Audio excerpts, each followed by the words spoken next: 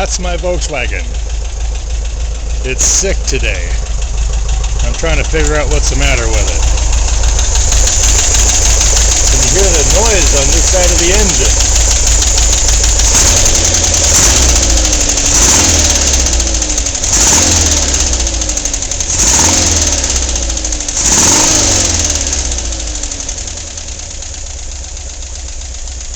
I'm not sure how well you can hear that, but there's a clack down in this corner, and I got to figure out what it is because I don't want to drive it to work and get it, have it blow up on the freeway.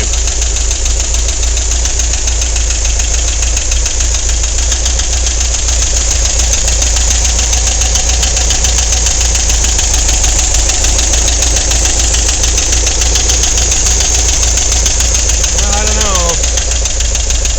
Doesn't sound good.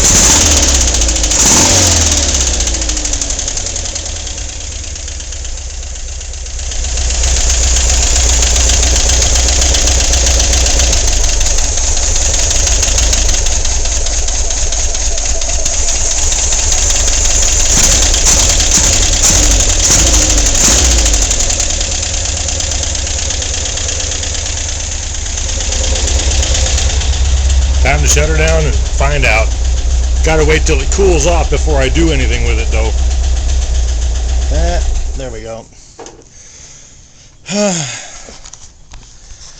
I love this car. I mean, it's not much. It's full of trash and stuff. It's got parts missing. I mean, yeah, check that out. Just wires. It's got all my junk and, like I say, trash and stuff in it. But it's a great little car. This is the only little chunk of rust right here in the whole thing. And it's a 1983. So you got to figure how old it is. I mean, it's almost half as old as I am. So, and it's a Volkswagen. It's air-cooled. One of the last air-cooled motors they came out with. And I can work on it. That's the nice thing. There's no computerized crap. There's no fuel injection. It doesn't even have a Hall effect electronic ignition. Ha! It's got points. So that's nice. But when I first got it, it had, I mean, the motor was not even running. Wasn't even running. I had to find out why the motor wasn't running. And when I did that, I discovered this tube right here. This is a vacuum crossover tube. It goes from the bottom of the carburetor on this side all the way across to the bottom of the carburetor on this side.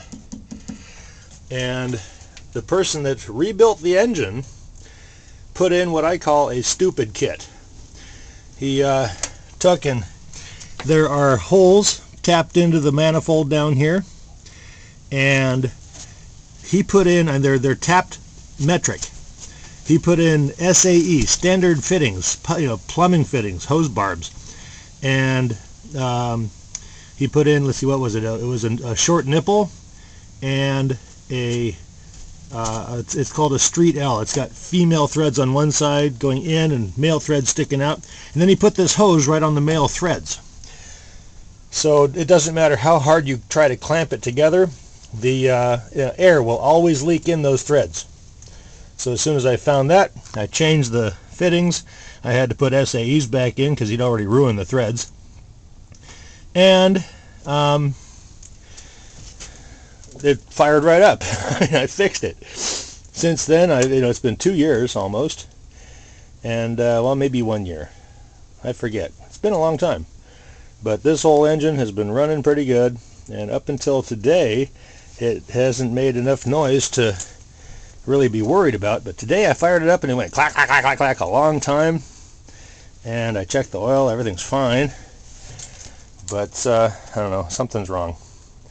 I got to get into that right-hand side to figure out if maybe I got a lifter that's I don't know, maybe I've got a lifter that's flattened out or something.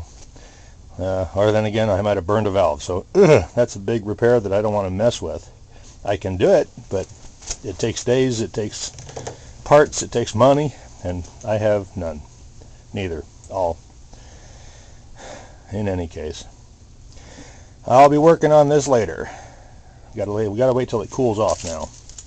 Enough of that.